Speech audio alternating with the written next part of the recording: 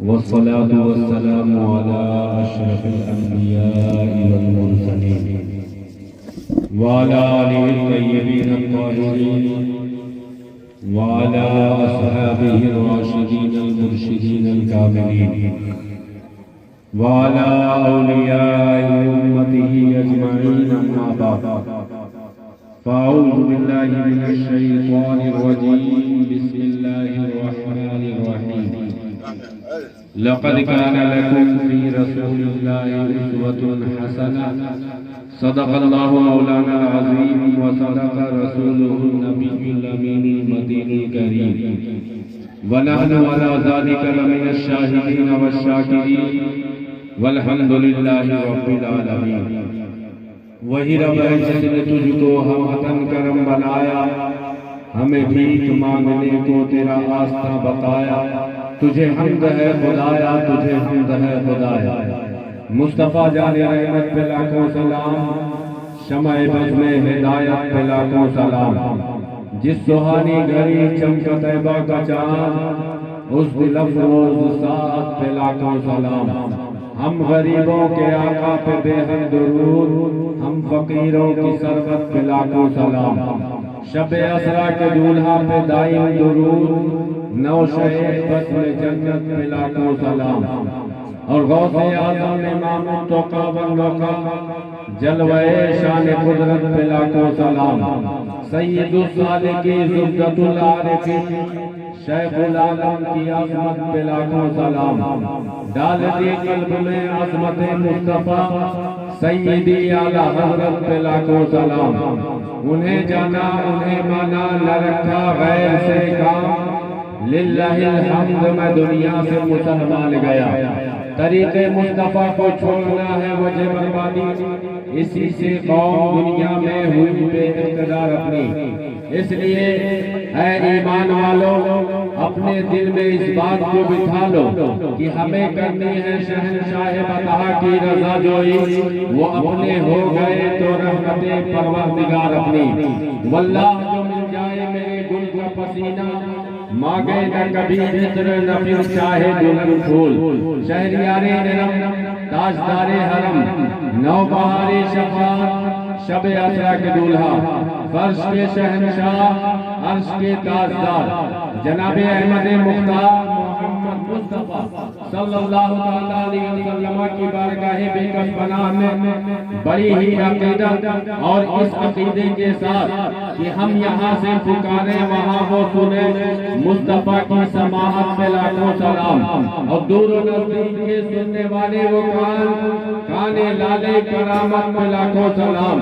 اسی بارگاہ معظم و محتشم میں ہدیہ درود و سلام وہ ہدیہ جس کے تعلق سے رب ذوالجلال فرماتا ہے ان اللہ و ملائکتہ یصلون علی النبی یا ایھا الذین آمنوا صلوا علیہ وسلموا تسلیما کہ بلا شبہ اللہ اور اس کے فرشتے نبی پر درود بھیجتے ہیں لہذا اے ایمان والو اے غلامان مصطفیٰ تمہارا بال بال نبی کے احسان میں ڈوبا ہوا ہے کیونکہ وہ جو نہ تھے تو کچھ نہ تھا وہ جو نہ ہو تو کچھ نہ ہو ارے جان ہے وہ جہان کی جان ہے تو جہان ہے میرے مرشد اجازت فرماتے ہیں کہ یا رسول اللہ آپ کی خاطر بنائے دو جہاں اپنی خاطر جو بنایا آپ ہے اور یہ بات علماء نے اپنی طرف سے نہیں کہہ دی ہے بلکہ نبی کی زبان مبارک سے نکلا ہے کون زبان وہ زبان جس کے لیے رب کائنات فرماتا ہے کہ وَمَا يَنطِقُ عَنِ الْهَوَىٰ کہ میرا محبوب اپنی خواہش نفس سے کچھ نہیں بولتا وہ جو بھی بولتا ہے اللہ کی طرف سے وحی ہوا کرتی ہے گویا کہ گفتہ اللہ ہوا گرچہ اب خلقوں میں عبداللہ ہوا وہی نبی فرماتے ہیں کہ جن کی شان رب نے بیان فرمائی ہے کہ اطیعوا اللہ و اطیعوا الرسول، کہ اللہ کی اطاعت کرو اور رسول پاک کی اطاعت کرو، جن کی شان میں اللہ فرماتا ہے کہ ما آتاکم الرسول فخذوہ وما نہاکم عنہ فانتہوا، جن کی شان اللہ نے اتنی بڑھائی ہے کہ جن کی عظمت و شان کا عالم یہ ہے کہ اللہ نے تمام طرح کی کامیابیوں کا محور و مرکز اپنی ذات اور اپنے محبوب پاک کی ذات کو ٹھہرا دیا۔ ارشاد فرماتا ہے وَمَن يُطِعِ اللَّهَ وَرَسُولَهُ فَقَدْ فَازَ فَوْزًا عَظِيمًا، کہ جس نے اللہ اور اس کے رسول کی اطاعت کی وہی کامیاب و کامران ہوا۔ اللہ کے رسول فرماتے ہیں کہ میرا رب مجھ سے فرماتا ہے کہ لولاک لما خلقت الافلاک، کہ اے محبوب اگر آپ کو پیدا کرنا مقصود نہ ہوتا اس آسمان کے شامیانے کو نہ بناتا، لولاک لما خلقت الارضین، کہ اے محبوب اگر آپ کو پیدا کرنا مقصود نہ ہوتا اس زمین کے فرش کو نہ بچھاتا۔ کمال محبت دیکھے، انتہائی محبت دیکھے، اللہ نے یہاں تک فرما دیا کہ لولاک لما اظہرت الربوبیہ، کہ اے محبوب اگر آپ کو پیدا کرنا مقصود نہ ہوتا اپنی شان ربوبیت بھی ظاہر نہ کرتا۔ تبھی تو بریلی کے امام کہتے ہیں کہ ہوتے کہاں خلیل و ملا کعبہ و ملا، لولاک والے صاحبی سب تیرے گھر کی ہے، یہی بات تو مجاہد آزادی علامہ کفایت علی کافی نے ہندوستان کی آزادی کے لیے اپنے لہو کا ایک قطرہ پیش کرتے ہوئے ہم سنیوں کو پیغام دیا تھا کہ جو پڑھے گا صاحب لولاک کے اوپر ضرور آگ سے محفوظ اس کا تن بدن رہ جائے گا۔ آئیے بڑی ہی عقیدت و محبت کے ساتھ حضور کی بارگاہ ناز میں ہم ہدیہ درود و سلام پیش کریں اور پڑھے بآواز بلند اللہم صلی علی سیدنا و مولانا محمد معدن الجود والکرم وآلہ الکرام وابنہ کریم وبارک وسلم صلاۃ و سلاما دائما علیک یا رسول اللہ صلی اللہ تعالی علیہ وسلم۔ لائق مبارکباد ہے ہم اور آپ کہ دنیا میں تمام طرح کے مشاغل اور مصروفیات ہونے کے باوجود اللہ نے آپ کو ہم کو یہ شرف بخشا کہ ہم جشن عید میلاد النبی کی پاکیزہ محفل میں شریک ہیں۔ الحاج محمد شکیل صاحب کے دروازے پر ہم اور آپ جشن عید میلاد النبی کی محفل میں بیٹھے ہیں۔ منتظمین لائق مبارکباد ہوتے ہی ہیں، ساتھ ہی ساتھ وہ لوگ بھی لائق مبارکباد ہوتے ہیں کہ جو ایسی محفلوں میں شرکت کرتے ہیں، ایسے وقت دروازے نہیں دیکھتے، دعوتوں کی چاہ نہیں رکھتے، بس نسبت دیکھتے ہیں کہ آقا و مولا سے نسبت ہو گئی تو خرامہ خرامہ چلے آتے ہیں اور بڑی ہی محبت کے ساتھ بیٹھ جاتے ہیں، کیونکہ ہم اہل ایمان کو معلوم ہے کہ جہاں ذکر حبیب ہوتا ہے خود خدا بھی قریب ہوتا ہے۔ ایسی محفل میں بیٹھنے والا آدمی خوش نصیب ہوتا ہے۔ عند ذکر الصالحین تنزل الرحمہ، کہ جب نیکوکاروں کا ذکر ہوتا ہے، اللہ کے نیک بندوں کا ذکر ہوتا ہے تو وہاں اللہ کی رحمتیں نازل ہوا کرتی ہے۔ تو یہاں تو صالحین کے جو سردار ہے آقا و مولا ہے، کل جہان کے جو آقا و مولا ہے، جن کی شان میں ہم کہتے ہیں کہ لا یمکن الثناء کما کان حقہ، بعد خدا بزرگ کوئی قصہ مختصر یا رسول اللہ۔ حقیقت تو یہ ہے کہ لیکن رضا نے ختم سخن اس پہ کر دیا، خالق کا بندہ خلق کا آقا کہوں تجھے یا رسول اللہ۔ یہ تو آپ کے ذکر کی محفل ہے تو اس کی عظمت و شان کا اندازہ کوئی کیسے لگا سکتا ہے؟ اس لیے یہ محفل نہ تو ٹینٹ کی محتاج ہوتی ہے، نہ لائٹنگ کی محتاج ہوتی ہے، نہ لوگوں کی تعداد کی کثرت کی محتاج ہوتی ہے، بس خلوص دل چاہیے، محبت چاہیے اور اللہ و رسول کا ذکر جمیل ہو تو ایسی محفلوں کی بلندی آسمان تک پہنچتی ہے، کیونکہ حبیب خدا کا ذکر ہے۔ حدیث پاک میں ہے کہ اللہ کے رسول کی بارگاہ میں سید الملائکہ حضرت جبریل امین آتے ہیں، عرض کرتے ہیں کہ یا رسول اللہ اپنی مسجد جا کے دیکھیں آپ کے اصحاب کیا کر رہے ہیں۔ رسول خدا مسجد نبوی پہنچتے ہیں، صحابہ کرام حلقہ بنائے بیٹھے ہیں، اللہ کے رسول پوچھتے ہیں کہ اے میرے اصحاب تم کیا کر رہے ہو؟ وہ کہتے ہیں کہ یا رسول اللہ آج جو سحاری بہار ہے ہمیں ملی ہے یہ صدقہ ہے آپ کا کہ یا رسول اللہ انسانیت کو جانا ہے، ہم نے آپ کے صدقے رب کی معرفت ہوئی ہے، آپ کے صدقے، اور اللہ فرماتا بھی ہے کہ لقد من اللہ علی المؤمنین اذ بعث فیہم رسولا، کہ تحقیق کی اللہ نے احسان عظیم کیا کہ آپ کو ہمارے درمیان مبعوث فرمایا ہے۔ اس لیے یا رسول اللہ آپ کی ولادت کی خوشی منانے جشن عید میلاد النبی کی محفل میں بیٹھے ہیں، رسول خدا قسم دے کے پوچھتے ہیں، اصحاب رسول قسم دے کے وہ کہتے ہیں کہ ہاں یا رسول اللہ ہم اسی مقصد خیر کے تحت بیٹھے ہیں۔ اللہ کے رسول فرماتے ہیں کہ اے میرے اصحاب یہ نہ سمجھنا کہ تمہاری باتوں میں کچھ شک تھا اس لیے میں نے تم سے قسم لی ہے، نہیں نہیں، بلکہ بات یہ ہے کہ اللہ نے حضرت جبرائیل کو بھیجا اور انہوں نے آ کر بتایا کہ آپ کے اصحاب آپ کی بعثت، آپ کی پیدائش کی خوشی منا رہے ہیں اور میں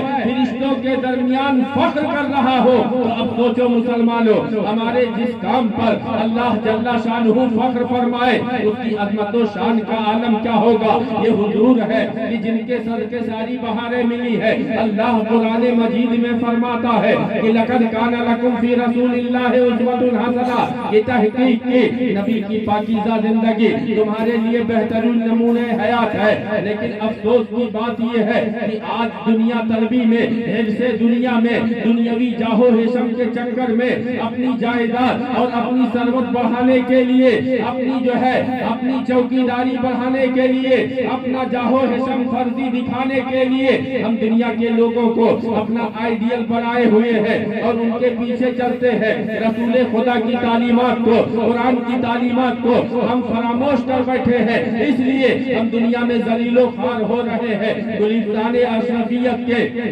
ایک عظیم مہکتے ہوئے پھول جنہیں دنیا علامہ اظہار اشرف اشرفی علیہ رحمت و رضوان کے نام سے جانتی ہے، انہوں نے بہت خوبصورت پیغام دیا ہے اور ہم اور آپ کو متنبہ بھی کیا ہے کہ ہو گئے دور مسلمان بشان اسلام، اپنی تاریخ کو دہرا کے ابھرنا سیکھو اور شور اغیار تیرے سامنے دب جائیں گے۔ غیر کو غیر اور اپنوں کو سمجھنا سیکھو، ہر غلاموں پہ صدا ان کا کرم رہتا ہے، یہ لازم کہ غلاموں میں ہی رہنا سیکھو۔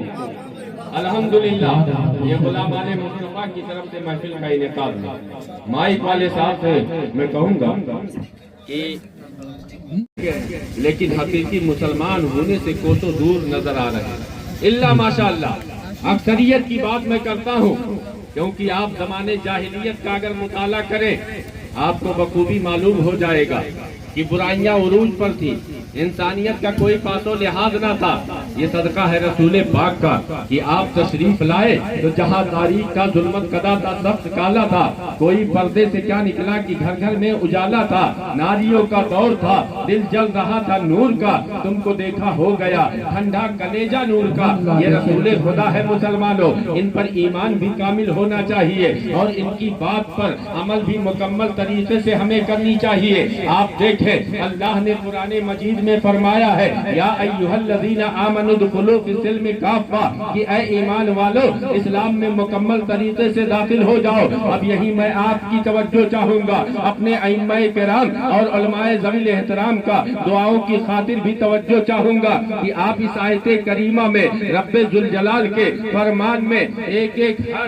ایک نقطے اور ایک ایک لفظ پر غور کریں، کیونکہ یہ قرآن کی آیت کریمہ ہے، وہ قرآن ہے کہ جس کے تعلق سے رب کائنات خود فرماتا ہے کہ وَإِن كُنتُمْ فِي رَيْبٍ مِّمَّا نَزَّلْنَا عَلَىٰ عَبْدِنَا فَأْتُوا بِسُورَةٍ مِّن مِّثْلِهِ، کہ اے لوگو اگر تم قرآن کے تعلق سے شکوک و شبہات میں مبتلا ہو تو اس کے مثل ایک چھوٹی سی سورت لا کے دکھا دو۔ آپ دیکھیں پہلے مطالبہ پورے قرآن کا کیا گیا، پھر اس کے بعد ایک سورت کی بات کی گئی، سورتیں بڑی بھی تھی چھوٹی بھی تھی، اس لیے آخر میں جو تیسرا دعویٰ کیا گیا، چیلنج کیا گیا، اس میں اللہ رب العزت نے یہ فرما دیا کہ اس کے ایک چھوٹی سی سورت کے مثل لا کے دکھا دو۔ آپ دیکھیں آج دنیا کس قدر ترقی پذیر ہے، لیکن اس کی ایک چھوٹی سی سورت کے مثل کوئی آج تک نہیں لا سکا ہے۔ جو بابا کے دہل یہ کہہ دے کہ یہ قرآن کا بدل ہے یا قرآن کے مثل ہے، کیوں؟ اس لیے کہ اللہ فرماتا ہے اِنَّا نَحْنُ نَزَّلْنَا الذِّكْرَ وَإِنَّا لَهُ لَحَافِظُونَ، کہ بلا شبہ ہم نے ہی قرآن کو نازل کیا اور ہم ہی اس کے محافظ ہیں۔ تو اب ظاہر سی بات ہے کہ جب رب ذوالجلال نے اس قرآن کو نازل کیا ہے تو کوئی اس کو اس کے مثل پیش نہیں کر سکتا اور نہ ہی اس کو کوئی مٹا سکتا ہے۔ دوسری جگہ اللہ فرماتا ہے، قرآن کی شان دیکھے کہ لو انزلنا ھذا القرآن علی جبل لرأیتہ خاشعا متصدعا من خشیۃ اللہ، کہ اگر اس قرآن کو ہم پہاڑ کی چوٹی پر نازل کرتے وہ بھی ریزہ ریزہ ہو جاتا۔ کتنا عظیم سینہ ہے، کتنی عظیم ذات ہے وہ ذات کہ جس پر اللہ نے قرآن کو اتارا، اور اتنا ہی نہیں ارشاد فرماتا ہے کہ الرحمن علم القرآن، کہ رحمان وہ ہے جس نے اپنے محبوب کو قرآن سکھایا۔ اب یہیں سے نبی کے صدقے ان حفاظ، ان قراء، ان قاریان قرآن کی عظمتوں کو سمجھیں کہ جن کے سینوں میں اللہ نے قرآن کو محفوظ کر دیا، اور ان علماء کی عظمت جانے کہ جو بستی بستی گاؤں گاؤں جا کر قرآن کی تعلیمات پہنچاتے ہیں، کیونکہ قرآن کے نزول کا مقصد ہی یہی ہے۔ قرآن تو واحد ایسی کتاب ہے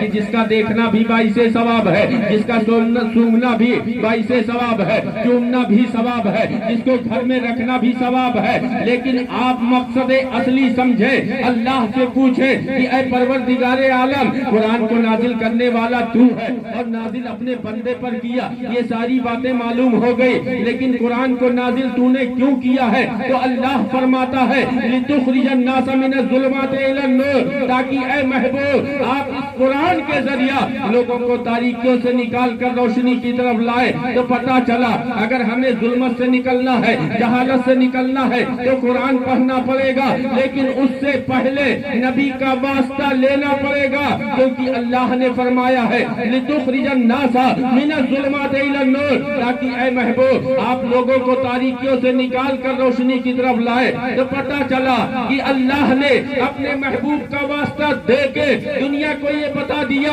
کہ وصل مولا چاہتے ہو تو وسیلہ ڈھونڈ لو، اے وسیلہ نزدیو ہرگز خدا ملتا نہیں۔ نعرہ تکبیر، نعرہ رسالت، جشن عید میلاد النبی، جشن شادی خانہ آبادی۔ شادی کے موقع سے یہ محفل رکھی گئی۔ میں نے قرآن کی آیت جو تلاوت کی اس سے پہلے آپ اس آیت کو سمجھے جو ابھی میں نے تھوڑی دیر پہلے آپ کے سامنے پڑھی کہ اللہ فرماتا یا ایھا الذین آمنوا ادخلوا فی السلم کافہ، کہ اے ایمان والو اسلام میں مکمل طریقے سے داخل ہو جاؤ۔ یہاں اہل ایمان کی توجہ اللہ نے چاہیے، اہل ایمان کی اٹینشن چاہیے۔ اہل ایمان سے اللہ نے فرمایا کہ اے ایمان والو تم اسلام میں مکمل طریقے سے داخل ہو جاؤ، کیونکہ تمہارا ہی اسلام میں داخل ہونا تمہیں فائدہ پہنچائے گا،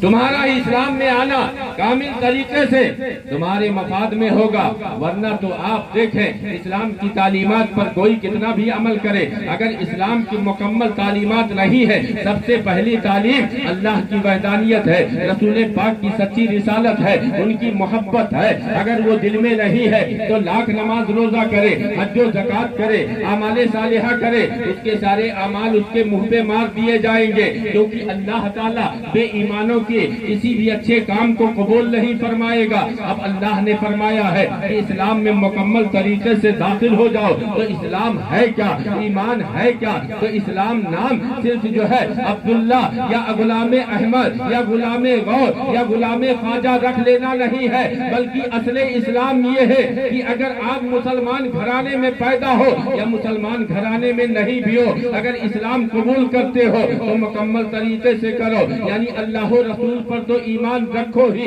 اس کے بعد اچھے کام کرو، وہ کام کرو کہ جن کاموں کا حکم رسول خدا نے دیا ہے، اور ان کاموں سے بچو جن سے رسول خدا نے منع فرمایا ہے، کیونکہ رب فرماتا ہے ما آتاکم الرسول فخذوہ وما نہاکم عنہ فانتہوا، کہ یہ رسول محترم جو کچھ تمہیں دے اسے لے لو، اور جس سے منع فرمائے اس سے باز آ جاؤ۔ آج ہمارا حال کیا ہو گیا ہے؟ ہم دنیا طلبی میں اتنے مست و مگن ہو گئے کہ دنیا بھر کا خیال کرتے ہیں، لیکن نہ قرآن پڑھتے ہیں، اور نہ ہی جو لوگ قرآن پڑھتے ہیں اور قرآن پڑھنا جانتے ہیں یا اس کی تعلیمات کو عام کرتے ہیں، ان کے پاس نہ تو بیٹھتے ہیں نہ ان کی باتوں پر توجہ دیتے ہیں۔ بس خواہش ہوتی ہے کہ دنیا کیسے کر کے ہمارے پاس آ جائے، ہم بڑے مالدار ہو جائے، بڑا گھر ہو جائے، بڑی گاڑیاں آ جائے، جائیدادیں زیادہ ہو جائے۔ اس لیے تو ڈاکٹر اقبال نے کہا ہے کہ یوں تو سید بھی ہو، مرزا بھی ہو، افغان بھی ہو، تم سبھی کچھ ہو बताओ तो मुसलमान भी हो, वज़ा में तुम हो नसारा तो तमद्दुन में हो लोग। ये मुसलमान है जिन्हें देख के शर्माए हो,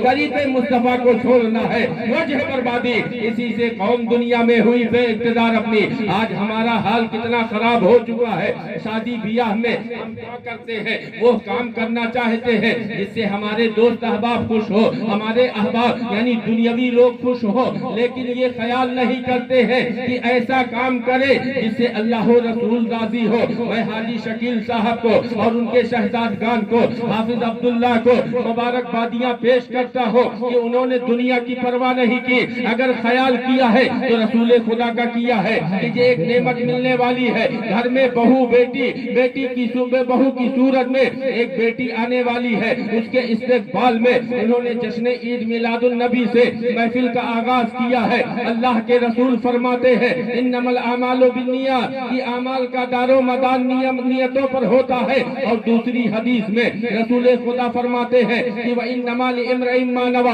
हर शख्स के लिए वही होता है जिसका वो कस्दो इरादा करे। आज हमने ये समझ रखा है कि अगर शादी में हम धूम धड़ाके करते हैं, नाच गाने करते हैं, बेहुदा काम करते हैं, दुनिया को दिखाने के लिए जानवरों की तरह खड़े होकर खाना खिलाते हैं, नाचते गाते हैं, तमाशे करते हैं, 50 किस्म के खाने बनवा ले, आधा खाए आधा जाया कर दे, कसम खुदा की ये कामिल मुसलमान की पहचान नहीं है। इस्लाम का इससे कोई ताल्लुक नहीं है। अल्लाह के रसूल जिस दौर में तशरीफ लाए उस दौर में भी इंसान मौजूद थे, लेकिन इंसानियत न थी। असले इंसानियत जो अता हुई है रसूल खुदा के सदके हुई है, और रसूल खुदा की तालीमात ही वही तालीमात है जिससे हम दुनिया में भी कामयाब होंगे, आखिरत भी कामयाब होंगे। अब आपको मैं बता दूं कि हमारा तरीका क्या होना चाहिए। तो हमारा तरीका सहाबाए किराम के तरीके पर होना चाहिए, आले रसूल पाक के तरीके पर होना चाहिए। यही अल्लाह के रसूल है। दोपहर का वक्त है, हजरत उम्मे सुलैम है, उनके घर आप दोपहर में कैलूला फरमा रहे हैं। अक्सर व बेशतर आप उनके घर जाया करते थे। एक दिन की बात है, अल्लाह के रसूल लेटे हुए हैं। हजरत उम्मे सुलैम जो आपके रिश्तेदार भी थी, एक शीशी लेती है और आपका पसीना मुबारक जमा करना शुरू करती है। अल्लाह के नबी देखते हैं और पूछते हैं कि ए उम्मे सुलैम ये क्या कर रही हो। अल्लाह के रसूल को सब मालूम है, अरे ये तो वो है कि जो दिलों के हाल को भी जानते हैं और मदीना से बैठ के हमारे काल को भी सुनते हैं, फिर भी पूछ रहे हैं। तो गुलामों को पैगाम देने के लिए और मुहद्दिसीन इस हदीस को रवायत करते हैं तो तरीके मुस्तफा देने के लिए, असहाबे रसूल की गुलामी का अंदाज पेश करने के लिए कि रसूल खुदा पूछते हैं कि ए उम्मे सुलैम ये क्या कर रही हो। वो अर्ज करती है कि या रसूल अल्लाह ये आपका पसीना मुबारक है, मैं इत्र की शीशी में जमा कर रही हूँ। अब कोई हमारे आपके इस दौर में कुछ वहाबिया दयाबना की सूरत जो बदअकीदा है, अगर उनमें से कोई होता या ऐसे अकायद रखने वाला होता तो वो कह देता कि पसीना को इत्र की शीशी में इसलिए जमा कर रही थी ताकि पसीने में भी खुशबू आ जाए। तो नहीं, हजरत उम्मे सुलैम खुद ही वजाहत करती है कि या रसूल अल्लाह आपका पसीना मुबारक मैं इत्र की शीशी में इसलिए जमा कर रही हूँ ताकि हमारा इत्र और खुशबूदार हो जाए। क्योंकि दूसरे मुहद्दिसीन से पूछो, हजरत सैयदना अबू हुरैरा से पूछो या मौलाए कायनात शेरे खुदा से पूछो कि नबी के पसीने की अजमत का आलम क्या है, तो वो बयान करते हैं कि अल्लाह के रसूल के पसीने की खुशबू का आलम ये था कि मुश्को अंबर की खुशबू भी उसके आगे मात पड़ जाती थी, और जिस रास्ते से गुजर जाया करते थे वो गलियां महक जाती थी। तभी तो आला हजरत कहते हैं उनकी महक ने दिल के मंचे खिला दिए हैं, जिस राह चल गए हैं कूचे बता दिए। नारे तकबीर, नारे रिसालत, जश्न ईद मिलादुन नबी, जश्न शादी खाना आबादी, नारे तकबीर, नारे रिसालत। ये हुजूर के पसीना मुबारका की खुशबू का आलम हजरत उम्मे सुलैम अर्ज करती है। और इतना ही नहीं, पूरी हदीस सुनो मुसलमान। हजरत उम्मे सुलैम अर्ज करती है या रसूल अल्लाह ये आपका पसीना है जो इत्र की शीशी में मैं डाल रही हूँ ताकि ये इत्र हमारा ये खुशबू मजीद खुशबूदार हो जाए। और इस खुशबू की क्वालिटी क्या हो, आज आप बहुत एक से बढ़ के एक खुशबू परफ्यूम लाते हैं, बहुत लॉन्ग लास्टिंग होता है, देर तक रहने वाली खुशबू होती है। लेकिन आप, मैं तो कहता हूँ ज्यादा से ज्यादा 10 दिन, 15 दिन, महीना, 2 महीना, साल, 2 साल रख सकते हैं। دنیا بنا دے اسی خوشبو، لیکن حضور کے پسینے سے جو خوشبو نکلتی ہے اس کی شان دیکھو، اس کی پائیداری دیکھو کہ وہ عرض کرتی ہیں یا رسول اللہ یہ آپ کا پسینہ مبارکہ ہے، یہ عطر کی شیشی میں ملا رہی ہوں تاکہ میرا خوشبو مزید خوشبودار ہو جائے، اور اس خوشبو سے میں اپنے خواتین کو، اپنی عورتوں کو جن کے بدن پر لگا دوں، ان کے ذریعہ بچوں میں یعنی آنے والی نسلوں میں اس کی خوشبو پاؤں، یعنی اولادیں خوشبودار پیدا ہو۔ کبھی تو اعلیٰ حضرت کہتے ہیں واللہ جو مل جائے میرے گل کا پسینہ، مانگے نہ کبھی عطر نہ پھر چاہے دلہن پھول۔ اس لیے افسوس ہوتا ہے کہ آج لوگ نبی کی سیرت کو فراموش کر کے ناچ گانے تماشوں میں پھنس جاتے ہیں۔ ارے مسلمانوں، تم مسلمان ہو، اپنے ایمان کی اہمیت سمجھو، اپنے قرآن کی عظمت کو جانو، اپنے نبی کے اسوہ کو پہچانو۔ قسم خدا کی یہ وہ عظمت کے منارے ہیں کہ پوری دنیا میں جس کا ڈنکا بج رہا ہے، اللہ نے اگر تمہیں سستے میں ایمان کی دولت دے دی ہے، علماء گاہے بگاہے تمہیں سمجھاتے ہیں تو ان کے احسان مند رہو، اور یاد رکھو وہ چاہے جبہ کبہ میں ہو، داڑھی ٹوپی میں ہو، تقریر کرنے والا ہو یا نعتیں پڑھنے والا ہو، اگر کسی خرافات میں شامل ہوتا ہے تو وہ کامل مسلمان نہیں ہے۔ رہبری کی بات تو دور کی ہے، پیشوائی کی بات تو دور کی ہے، اس کا ایمان مکمل نہیں ہے۔ جو ناچ تماشوں میں پھنسے، بیہودہ کاموں میں پھنسے، کیونکہ جہاں برائی ہو وہاں برائی دیکھ کے اگر عالم دین قرآن پڑھنے والے روکے نہیں تو اللہ کے نبی فرماتے ہیں وہ گونگا شیطان ہے۔ اگر کوئی برائیوں میں شریک ہوتا ہے تو اس کا عمل اس کے ساتھ ہے، وہ ہمارے لیے محترم نہیں ہے، وہ ہماری رہبری کے قابل نہیں ہے، وہ ہماری امامت کے قابل نہیں ہے۔ اس لیے مسلمانوں یہ بیہودہ اعمال ان سے تو ہمیں بچنے ہی ہے، گستاخان خدا و رسول سے ہمیں کوسوں دور رہنا ہے۔ اس لیے جہاں کوئی بدعقیدہ ہو، کوئی گستاخ خدا و رسول ہو، ایسی محفلوں میں نہ جاؤ، ایسی دعوتوں میں نہ جاؤ، ایسے شادی بیاہ میں نہ جاؤ جہاں ڈھول تاشے تماشے ہوتے ہو۔ ان کو پیار سے پہلے سمجھاؤ، اگر مانتے ہیں تو ٹھیک، نہیں مانتے ہیں تو ان کا سوشل بائیکاٹ کرو۔ آپ دیکھو یہ اللہ کے رسول ہے کہ جس دور میں انسانیت شرمسار ہو رہی تھی، زناکاری، بیہودہ گوئی، بدکاریاں اور طرح کی برائی عام تھی، اللہ کے نبی نے جب اس کے خلاف محاذ کھولا تو آپ پر کیسا ظلم و ستم کیا گیا کہ آپ کو طرح طرح سے ستایا گیا، لیکن اللہ کے رسول نے اپنی تعلیمات بند نہ کی۔ آپ نے دیکھا اور سنا ہوگا علماء کی زبانی کہ کئی مہینوں تک اللہ کے رسول کا سوشل بائیکاٹ بھی کیا گیا، لوگوں نے حقہ پانی بند کر دیا، لیکن بقول خدا اور تعلیمات خدا سے آپ باز نہ آئے، کبھی بھی آپ رکے نہیں، بلکہ لوگوں کے درمیان اچھائیاں پھیلاتے رہے۔ اگر کہیں بھی کسی نے باپ کی ناقدری کی ہے اس سے قدم آگے بڑھایا، رسول خدا نے فرمایا اپنے قدم کو پیچھے کر لے۔ اگر کسی نے ماں کی عزت اور اس کے احترام میں کمی کی ہے، اللہ کے رسول نے فرمایا کہ او نادان اپنی ماں کی ناقدری نہ کر، ان کے قدموں تلے تیری جنت ہے۔ اگر کسی نے کسی جو ہے بیوہ عورت پر کسی طریقے سے ظلم کیا ہے، اسے منحوس سمجھا ہے یا اس کا بائیکاٹ کیا ہے، تو اسی دور میں اللہ کے رسول نے ام المومنین سیدہ خدیجۃ الکبریٰ سے نکاح فرما کے بیواؤں کو جو عزت بخشی ہے، زمانہ اس کو بھلا نہیں سکتا ہے۔ یہی وہ دور ہے کہ جس دور میں قرآن کہتا ہے کہ وَإِذَا بُشِّرَ أَحَدُهُم بِالْأُنثىٰ ظَلَّ وَجْهُهُ مُسْوَدًّا، کہ کل زمانے جاہلیت میں اگر کسی کے گھر بیٹی پیدا ہوتی تھی تو وہ اپنے چہروں کو شرم کی وجہ سے چھپایا کرتے تھے۔ آپ نے علماء کی زبانی سنا ہوگا، حدیثوں میں آتا ہے، اور پوری دنیا کی ہسٹری لکھنے والے لوگ بھی اس بات کو بیان کرتے ہیں کہ جس دور میں اللہ کے پیارے حبیب تشریف لائے اس دور میں عام طریقے سے بیٹیوں کو پالنے کا رواج نہ تھا، بلکہ ننھی سی پھول سی بچیوں کو لوگ زندہ دفن کر دیا کرتے تھے یا قدرے ضرورت ذلت و خواری کے ساتھ پال لیا کرتے تھے، اور پالتے نہیں تھے، ورنہ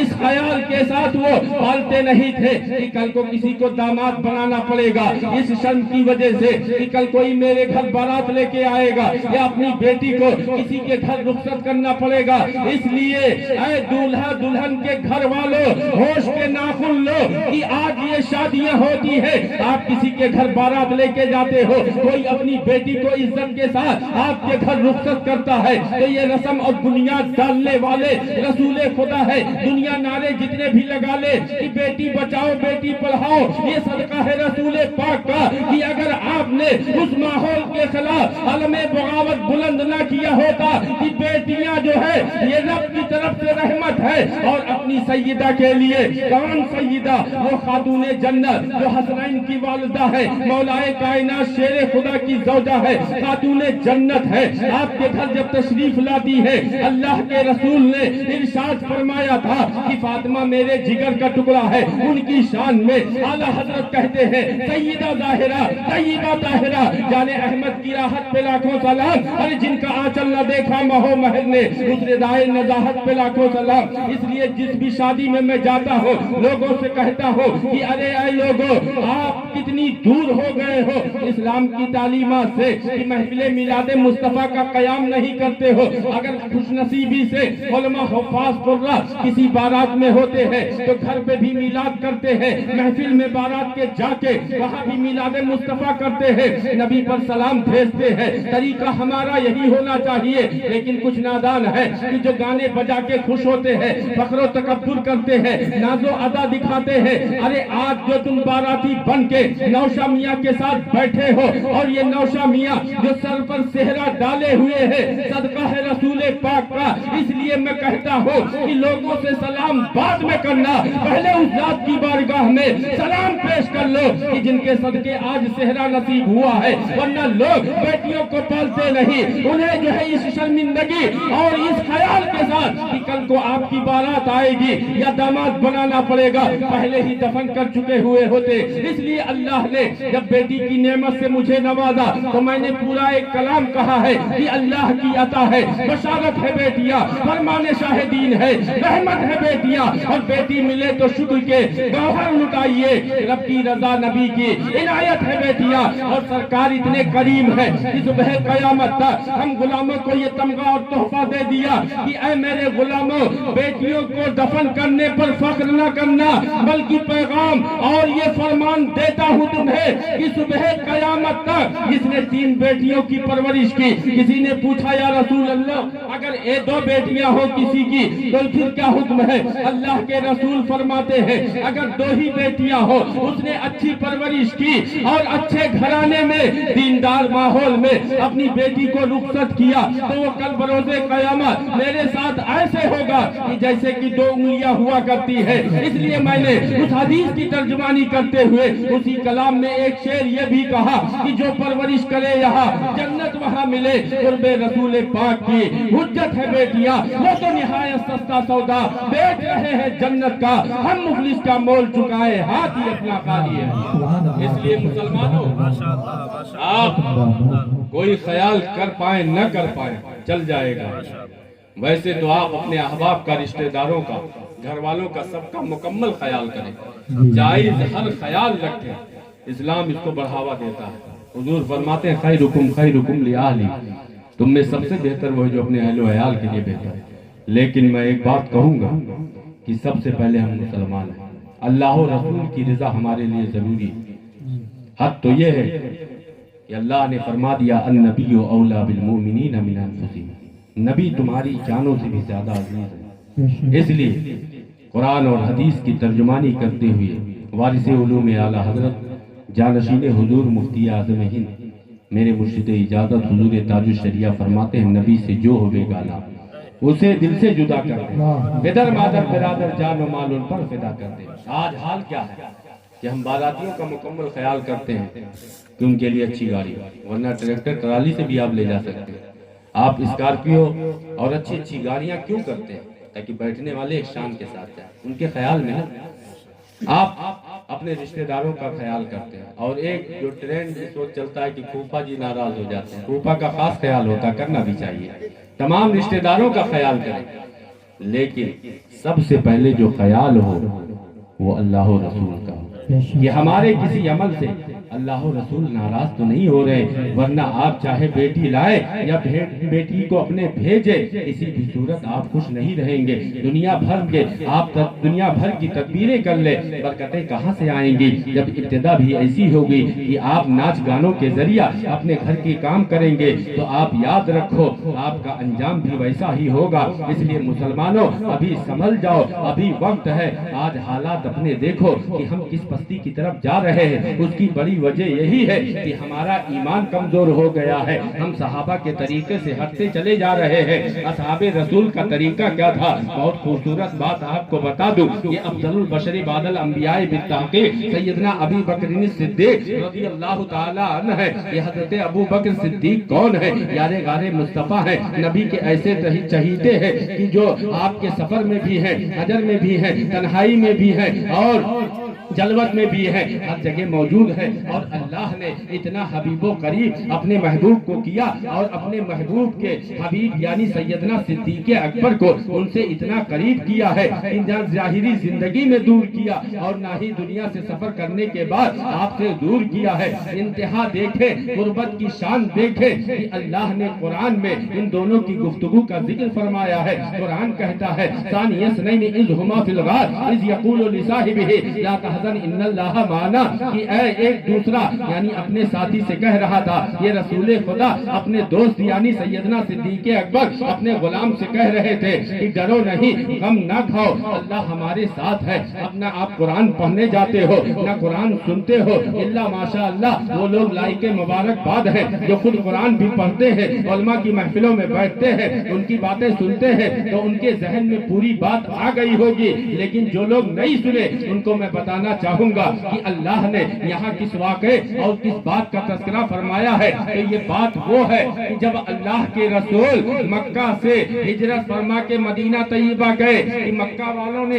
کیسے کیسے ظلم آپ پر کیے تھے، ظلم کی انتہا کر دی تھی، لیکن رسول خدا نے اپنی ذات کے لیے کسی سے انتقام نہ لیا ہے۔ لیکن یاد رکھنا کہ رسول خدا کی سنت یہی ہے کہ اپنی ذات کے لیے انتقام نہ لو، لیکن اللہ کی جب بات آئے اور آپ کے چہیتے اصحاب کی بات آئے تو آپ حدیثیں پڑھو، اللہ کے نبی نے تلوار بھی اٹھائی ہے، جنگوں میں شرکت بھی کی ہے، تو پتہ چلا آپ اپنے لیے معاف کر دے، یہ نبی کی سنت ہے کیونکہ وہ شان رحمت للعالمینی کے ساتھ بھیجے گئے۔ لیکن نبی کی سنت یہ بھی ہے کہ جب نبی کے عزیزوں اور چہیتوں کے خلاف کوئی جائے اس وقت خاموش نہیں بیٹھنا ہے۔ اور ہمارے لیے تو سب سے عزیز از جان جن کی شخصیت ہے، اللہ فرماتا ہے النبی اولا بالمؤمنین من انفسہم، اس لیے ہم کہتے ہیں کہ جو جان مانگو تو جان دیں گے، جو مال مانگو تو مال دیں گے، مگر یہ نہ ہوگا ہم سے ہرگز نبی کا چاہو جلال دیں گے۔ یہ ہجرت کی بات ہے،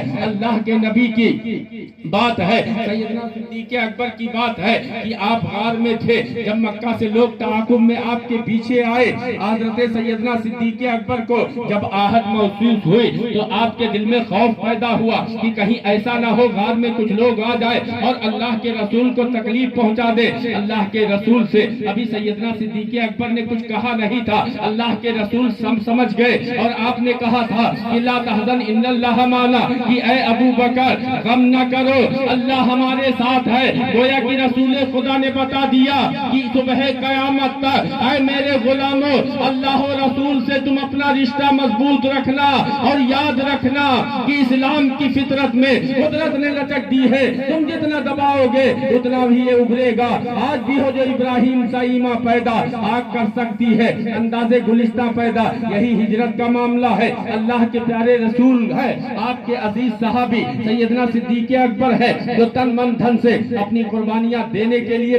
پیش رہا کرتے تھے۔ ایک دن کی بات ہے، اللہ کے رسول نے سیدنا صدیق اکبر سے فرمایا کہ اے ابو بکر ایک رات ایسی آئے گی کہ جب اپنے ہم وطن یعنی مکہ والوں کے ظلم و تشدد اور ان کے قتل کی پلاننگ کی وجہ سے میں مکہ سے مدینہ کی طرف ہجرت کر جاؤں گا، اس رات تم میرے ساتھی ہوگے۔ اللہ کے نبی نے یہ فرما دیا۔ اس کے بعد کئی راتیں گزری، کئی دن آئے، آخر وہ رات آئی اور کئی مہینوں کے بعد جب وہ رات آتی ہے کہ جس رات اللہ کے رسول مکہ سے مدینہ کی طرف کوچ فرماتے ہیں، سیدنا صدیق اکبر کے گھر کے قریب پہنچتے ہیں، رات کا تہائی حصہ گزر چکا تھا، ابھی ابتدا ہے، آپ آقا کی بات سن رہے ہو، اصحاب رسول کی بات سن رہے ہو، غلامان مصطفیٰ ہو، یہ سستی، یہ کاہلی اور یہ تھکان آپ کے لیے زیب نہیں دیتی ہے۔ اس لیے مسلمانوں یاد رکھو کہ زندگی زندہ دلی کا نام ہے، مردہ دل کا خاک جیا کرتے ہیں۔ اللہ کے رسول سیدنا صدیق اکبر کے گھر کے قریب پہنچتے ہیں، ابھی نہ آواز دی ہے نہ گھر کے بالکل قریب سامنے پہنچے ہیں، کیا دیکھتے ہیں کہ سیدنا صدیق اکبر دوڑے ہوئے رسول خدا کی بارگاہ میں چلے آ رہے ہیں۔ اللہ کے رسول دیکھتے ہیں، مسکراتے ہیں، یوں مسکرائے جان سی کلیوں میں پڑ گئی، یوں لب کشا ہوئے کہ گلستہ بنا دیا، اور اپنی زبان مبارک سے فرماتے ہیں، کون زبان؟ اعلیٰ حضرت سے انداز بیان سیکھو، وہ زبان جس کو سب کن کی کنجی کہے، اس کی نافذ حکومت پہ لاکھوں سلام۔ اللہ کے رسول فرماتے ہیں کہ اے ابو بکر کیا تم سوئے نہیں؟ سیدنا صدیق اکبر عرض کرتے ہیں کہ یا رسول اللہ فدا کا ابی و امی، آپ پر میرے ماں باپ قربان، یہ ایک آج کی رات کی بات نہیں ہے، بلکہ وہ دن بھی مجھے یاد ہے کہ جب آپ نے فرمایا تھا کہ اے ابو بکر ایک رات ایسی آئے گی کہ میں مکہ سے ہجرت کر کے مدینہ جاؤں گا اور تم اس ہجرت کی رات میرے ساتھی ہوگے۔ یا رسول اللہ کئی راتیں گزر گئی ہے، میں کسی رات سویا نہیں، اس خیال کے ساتھ کہ نہ جانے کس رات اللہ کے پیارے حبیب آ جائے اور انہیں آ کے مجھے جگانے کی زحمت گوارا کرنی پڑے، یہ ابو بکر کو گوارا نہیں۔ اس لیے یا رسول اللہ اس دن سے لے کے آج تک میں ہر رات دروازے پر رہا کرتا تھا اور ہلکی آہٹ پہ دروازے کھول کے دیکھا کرتا تھا کہ آنے والا کون ہے، لیکن یا رسول اللہ آج نصیبہ بیدار تھا کہ آپ کی جلوہ گری ہوئی، آپ کو دیکھا تو یا رسول اللہ یہ وہ مقدس رات ہے میرے لیے کہ جس رات آپ کے ساتھ میں ہم سفر رہوں گا۔ یہ حضرت ابو بکر صدیق ہے۔ اب یہی پر آپ ذہن و دماغ حاضر رکھیں، اپنے ایمان کو دیکھیں اور صحابہ کے ایمان کو دیکھیں۔ اصحاب رسول کے تاجدار ہیں سیدنا صدیق اکبر، ان کا ایمان دیکھیں۔ بات کیا تھی؟ بات یہ نہیں تھی کہ کسی ملک میں جا کے کوئی بزنس کرنا ہے، کسی ملک میں جا کے کوئی بادشاہت، گورنری یا عہدہ ملنا ہے۔ بظاہر بات یہ نہیں تھی کہ کہیں جا کے کوئی زمین لینی ہے، بلکہ بات کیا تھی؟ اپنی زمین چھوڑ کے جانا تھا، اپنا گھر بار چھوڑ کے جانا تھا، مال و متاع چھوڑ کے جانا تھا، دشمن کا خوف، لیکن سیدنا صدیق اکبر خوش اس میں کہ اللہ کے رسول ساتھ ہوں گے۔ اور غار کا معاملہ آج حجاج جاتے ہیں، معتمرین جاتے ہیں، ان کو معلوم ہے کہ وہ غار اتنی بلندی پر ہے، آج نوجوان چڑھتا ہے تھک جاتا ہے، لیکن قربان جاؤ حضرت سیدنا صدیق اکبر کی شان پر کہ اللہ کے رسول نے، اللہ رسول نے انہیں کتنا نوازا کہ رسول خدا کے جب چہرے پر تھوڑی سی بھی تھکن کے آثار محسوس ہوئے، سیدنا صدیق اکبر نے عرض کیا کہ یا رسول اللہ میرے دوست پر، میرے کندھے پر آپ سوار ہو جائیں۔ اپنے کندھے پر سوار کر کے غار پر چڑھ رہے ہیں۔ یوں ہی دنیا نے افضل البشری بعد الانبیاء نہیں کہا ہے، بلکہ انہوں نے ہر طریقے سے اپنی قربانی پیش کی ہے، اور اللہ کے رسول نے بھی انہیں اپنا حبیب، اپنا قریب اس درجہ بنایا ہے کہ بعد وفات بھی اپنے پہلو میں جگہ عطا فرمائی ہے۔ اس لیے ہم کہتے ہیں مٹ گئے مٹتے ہیں، مٹ جائیں گے عادات تیرے، نہ مٹا ہے نہ مٹے گا کبھی چرچا تیرا۔ آج ہمارا